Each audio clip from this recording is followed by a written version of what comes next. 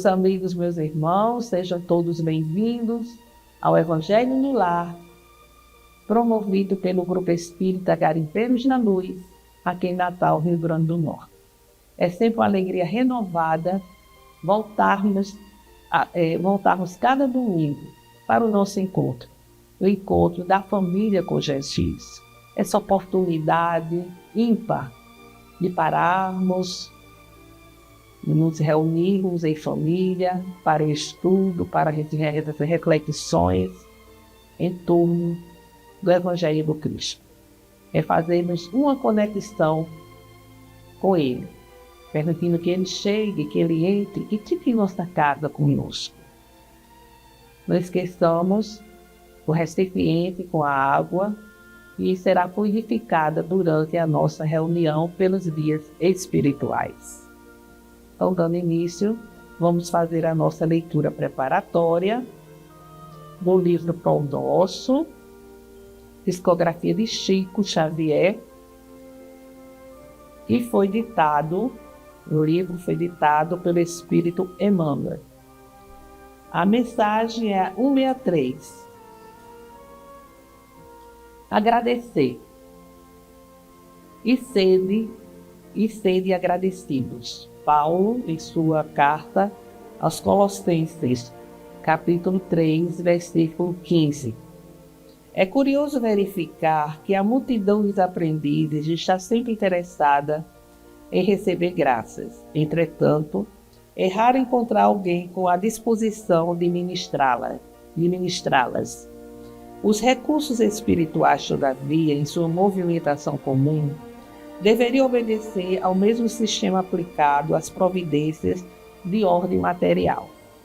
No capítulo de bênçãos da alma, não se deve receber e gastar insensatamente, mas recorrer ao critério da prudência e da retidão, para que as possibilidades não sejam absorvidas pela desordem e pela injustiça.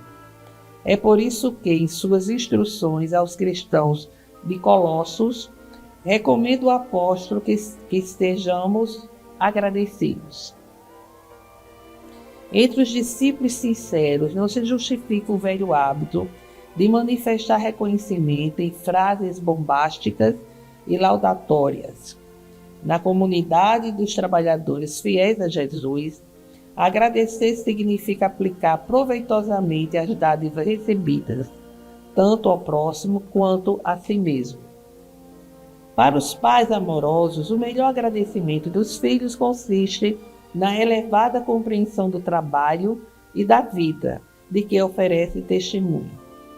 Manifestando gratidão ao Cristo, os apóstolos foram leais até o último sacrifício.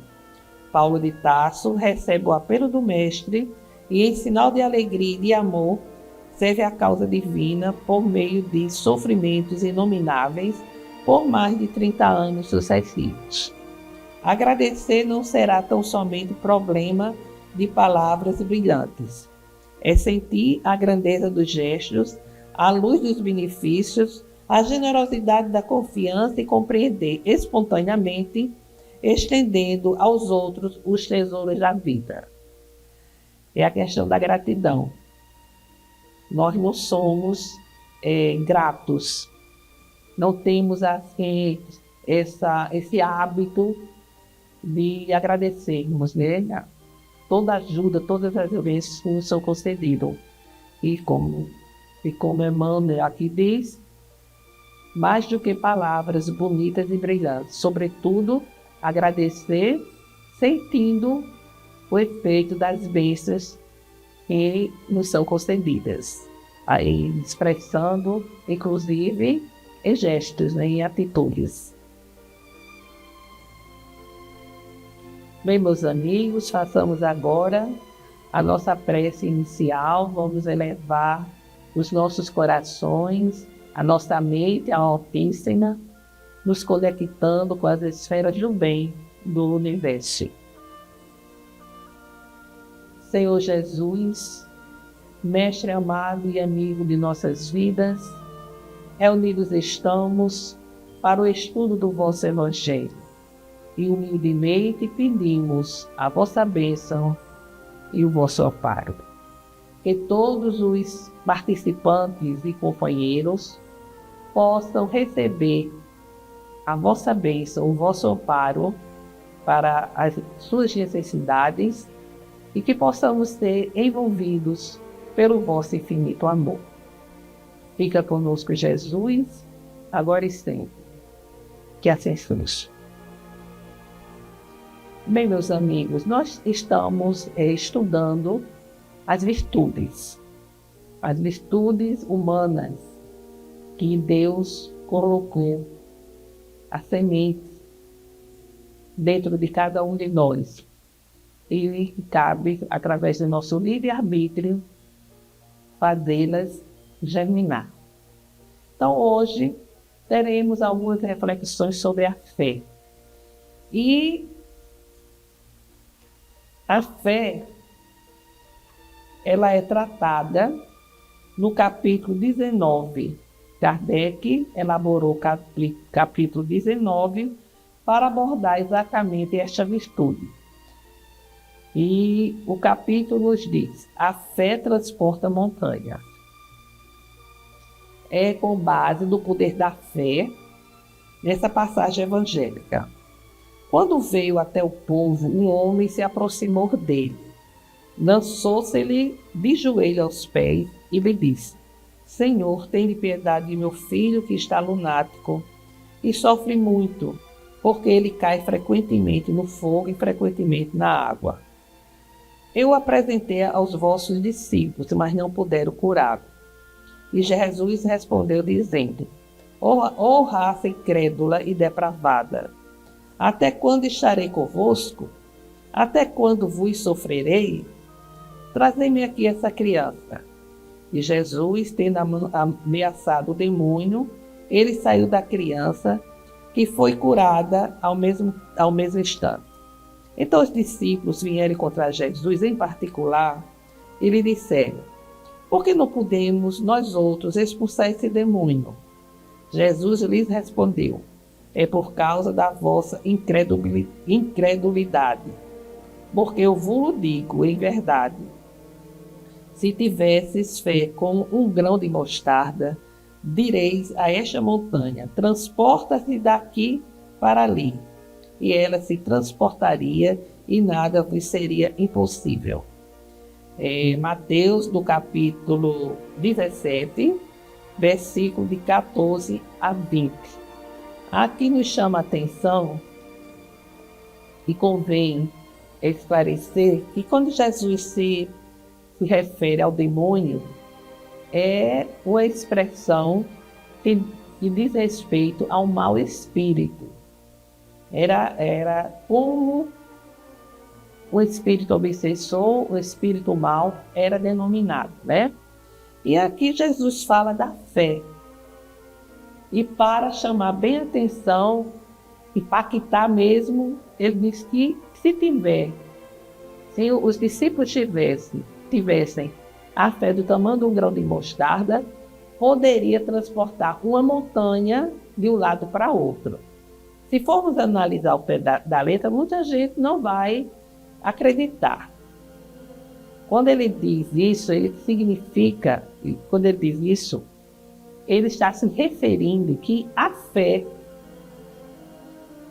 ela verdadeira, ela é capaz de levar o ser humano a vencer a si mesmo, a vencer as montanhas que possui dentro de si, como o egoísmo, o orgulho, a vaidade, o ódio, o sentimento de vingança, assim como as dificuldades, os conflitos, os desafios.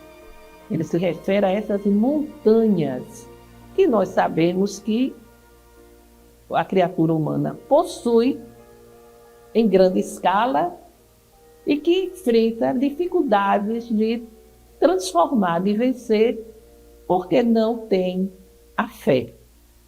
Mas a gente poderia dizer, o que é a fé? Para Joana de Ângeles, no sentido comum, a fé é algo que se manifesta, que é assim, uma crença, e que se manifesta pelo seu caráter natural, em acreditar em acontecimentos, em realidades, sem nenhum questionamento. A pessoa acredita sem questionar. Naturalmente vai acreditando em acontecimentos, em realidades, sem questionar. No entanto, nós encontramos orientações espirituais, da espiritualidade, que vêm nos dizer que a fé é uma virtude importantíssima, como todas as outras, e que significa a confiança em si mesmo e em Deus, visando a realização de algo, a realização de alguma coisa. É uma virtude, ou seja, um sentimento inato, porque ninguém ensina, ninguém prescreve a fé.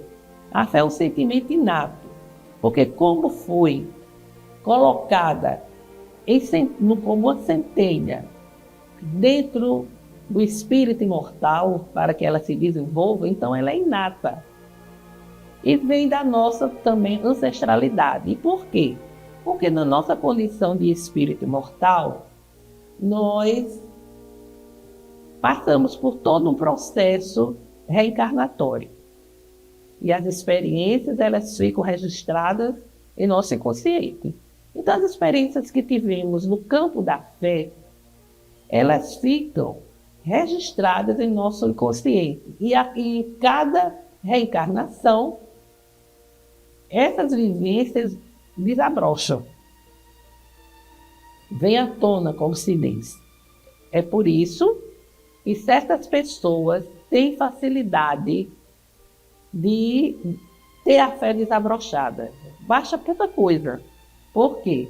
Porque já vivenciou em vidas pretéritas, vivenciou no campo da fé, já experimentou o desenvolvimento desta virtude. Já outras têm muita dificuldade de ter fé, de desenvolver. Por quê? Porque as experiências que já teve não foram suficientemente fortes para ficarem registradas em seu inconsciente.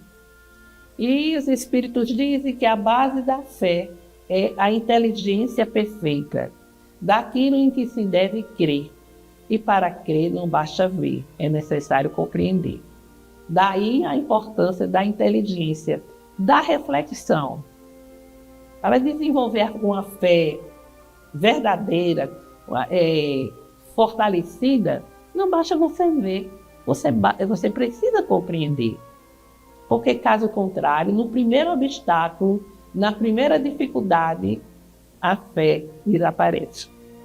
A fé raciocinada, verdadeira, está apoiada sobre os fatos e a lógica.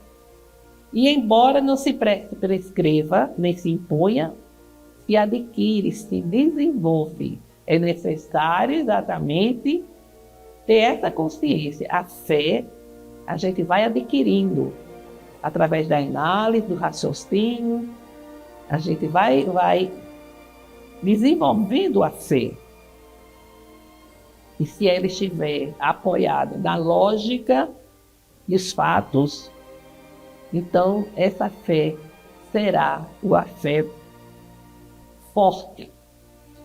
Na instrução do Espírito que nós encontramos aqui,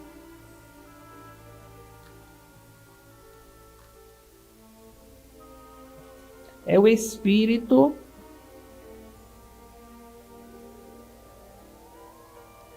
que ele apenas se coloca como Espírito protetor. Ele nos diz que a fé é um sentimento inato ao homem quanto à sua destinação futura, as faculdades imensas que possui, cujo germe foi depositado nele, como já falamos, em estado latente, e que vai eclodir e crescer por sua vontade ativa. Desse modo, a fé não é privilégio de ninguém, mas um dom precioso concedido por Deus. Veja bem, a fé que vai nos dar essa conscientização da nossa destinação no nosso futuro, assim como as faculdades que nós possuímos. E nós possuímos, que Deus nos concedeu e que nós vamos, pela nossa vontade, pelo nosso livre-arbítrio, nós vamos alimentando essa fé, nós vamos fazendo com que ela cresça e seja assim um incentivo, um impulso para enfrentarmos as nossas adversidades. A fé, ela não foi compreendida senão pelo aspecto religioso. E por quê? Porque Jesus sempre foi visto como vamos assim dizer, ele foi visto como um chefe de uma religião, por exemplo, no judaísmo, né? Então, automaticamente, a fé foi vista sempre foi vista como um aspecto religioso. Mas Jesus nos apresenta a fé como uma alavanca poderosa. Uma alavanca poderosa que nós podemos utilizar em nosso progresso, em nosso crescimento espiritual. Não está restrita, a fé não está restrita apenas à expressão religiosa dessa ou daquela religião. E Jesus mostrou através dos milagres o quanto o homem ele pode realizar através da fé verdadeira. Lembremos que Jesus chegou a dizer que nós somos deuses. Ele disse: vós sois deuses, o que faço podeis muito mais. Através da fé. A fé que nos impulsiona a desenvolver as nossas potencialidades, a nos fazermos crescer como espíritos, a vencer a nossa imperfeição. A fé é essa força, é essa confiança em nós mesmos e em Deus, em Jesus, na espiritualidade benfeitora. Mas quantas vezes a nossa fé é muito pequena ou quase não existe. Isso nas nossas próprias decisões da vida, nas nossas realizações cotidianas. A gente não acredita que vai conseguir, a gente não acredita que vai superar e vai concretizar um sonho, um projeto. A gente pensa, elabora, mas não confia, porque acha que não tem sorte, porque acha que as bênçãos divinas não caem sobre nós. Isso é vamos assim dizer, uma fé que é só fé de palavras. A gente costuma dizer: eu tenho fé em Deus, se Deus quiser. É um hábito, porque em termos de sentimento, de posicionamento, não existe. Nós não temos assim o entendimento, né, das ocorrências de fato. A gente sabe que a gente pede, que a gente tem fé, mas também sabe que existe uma programação existencial nossa. Nós estamos programados para a presente encarnação, trazemos, vamos assim dizer, um mapa daquilo que nós podemos realizar, daquilo que nós podemos conseguir, certo? E que com a nossa fé, com o nosso empenho, a gente consegue. Mas há casos que não. A gente não vai conseguir porque não está previsto em nosso processo reencarnatório.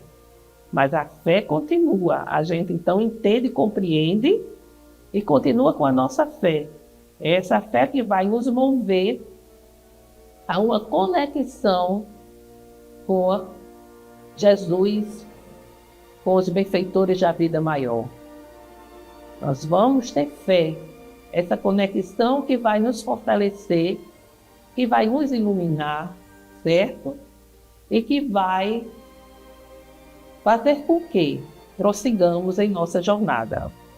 Então, a espiritualidade, esse espírito que está nessa instrução, nos diz que quando o homem conhecer melhor as virtudes eternas e melhor souber aproveitar os conhecimentos que a ciência propicia, descobrirá o poder que a fé lhe faculta e que tem em suas mãos. Conhecimento, né? A pessoa tomar consciência das virtudes divinas, das virtudes eternas. E quando vai compreender os avanços da ciência, né? Ele vai exatamente descobrir esse poder da fé, esse poder do pensamento voltado para a fé, para a fortaleza do nosso ser. Através do estudo das leis que atualmente estão mais claramente definidos, como por exemplo o magnetismo, que associado ao estudo do espiritismo, nos propicia uma melhor interpretação e compreensão das leis divinas. Ou seja, a ciência, o conhecimento, vai nos conduzindo a compreender as leis divinas, vai nos levar a compreender os desígnios de Deus. E por quê? Porque o esclarecimento, a própria ciência vem esclarecer aquilo que era um tabu, aquilo que era algo desconhecido e que gerava tanta superstição, por exemplo, né? A ciência nos propicia isso e por isso que o Espírito diz que associado à nossa fé, aos estudos das leis, não as leis divinas, né? Nós vamos conseguir entender melhor tudo o que ocorre no universo, à medida que o progresso, né, a lei do progresso vai acontecendo. E ele vai nos dizer aqui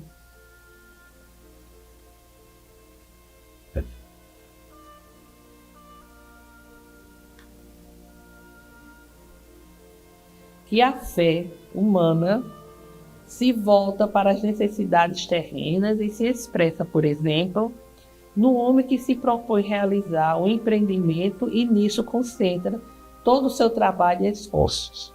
A fé humana. O indivíduo, ele tem fé naquele seu plano, naquele seu planejamento e vai concentrar o seu trabalho nessa ação, nesse projeto. A fé divina volta-se para as aspirações celestes e futuras. E o homem,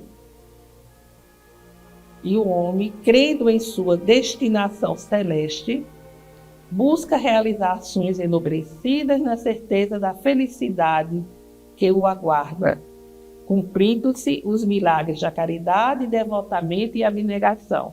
Esta é a fé divina e nos leva a compreender o sentido, o significado da vida, que nos leva a um entendimento com relação ao nosso futuro, com relação à nossa destinação como espíritos imortais, e sabemos que existe para nós uma destinação celeste. E para isso, a nossa fé nos vai impulsionar as ações enobrecidas na certeza de que existe uma felicidade. Essa felicidade que nós desejamos. E desejamos porque dentro de nós, em nosso inconsciente, sabemos que fomos criados por Deus para ela. E essa felicidade que nos aguarda vai fazer com que os milagres da caridade, do devotamento e da abnegação se cumpram. Lamentavelmente, nós sabemos que nós vivemos com muitas expressões religiosas, né?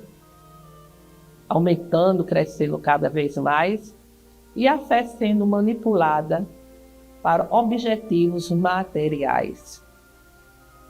Ter fé, muitas vezes, nós escutamos, é você estar ali, naquele templo, contribuindo financeiramente, porque é essa fé em estar ali contribuindo que faz com que a pessoa se engaja na perspectiva de estar obtendo dias melhores do ponto de vista material e está, de certa forma, comprando um lugar celeste. E muitos acreditam, porque a proposta de vencer a si mesmo, a proposta de se transformar, de vencer o seu egoísmo, de aprender a amar através do perdão, através do amor, esse tipo de proposta dá muito trabalho. Porque é mais fácil uma ação material do que você lutar, enfrentar você mesmo, enfrentar o seu egoísmo, a sua prepotência, a sua arrogância, buscar o perdão, exercitar o amor, se afastar dos ressentimentos, das mágoas, do desejo de vingança. Como dá trabalho? Porque são imperfeições que estão sedimentadas por vivências consecutivas nas mais variadas reencarnações pelas quais já passamos. Então, meus amigos, a fé precisa ser uma ação ativa. A confiança em Deus, apesar de todas as dificuldades e todos os obstáculos, no entendimento de que cada um fará a sua parte, mas que a transformação das situações muitas vezes não depende só de nós, porque depende do nosso merecimento. Quantas vezes nós lutamos, planejamos para vencer um obstáculo, amenizamos, mas não resolvemos. E por quê? Porque aquele obstáculo foi construído por nós mesmos em vidas passadas, através do nosso desamor, da falta de respeito às leis divinas. E aquilo precisa permanecer para que possamos ir transformando e, sobretudo, aprendendo com aquela situação. Então, que tenhamos fé, mas fé verdadeira, aquela que nos leva a compreender e entender a vida, o seu sentido, o seu significado, nos fortalecendo para o enfrentamento de todos esses desafios. Fica, portanto, a reflexão de hoje. Vamos fazer as nossas vibrações. Vamos pensar no amor, no perdão, na esperança, na saúde, na certeza de que esses sentimentos irão gerar ondas vibratórias que vão alcançar a todos nós e os nossos irmãos necessitários. Agradecemos a Deus pelas bênçãos recebidas.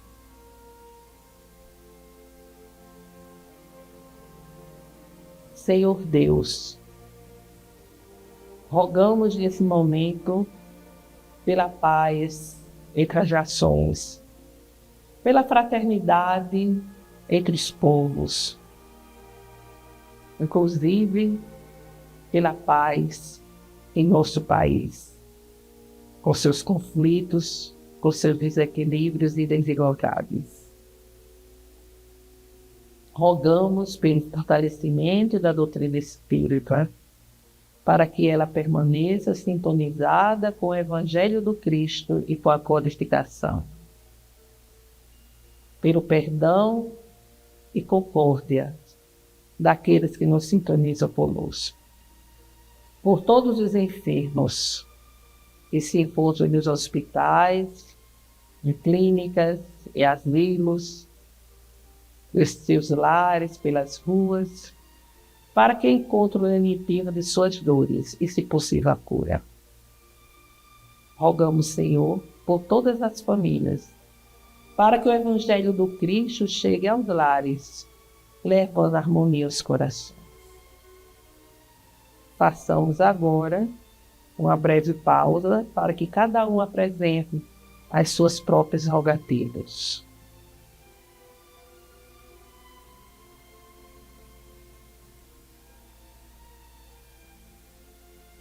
Recebei, Senhor Deus, as nossas rogativas e tende piedade das nossas imperfeições, abençoando-nos com a vossa graça, para que, fortalecidos, possamos encontrar fé e esperança em nossa jornada terrena.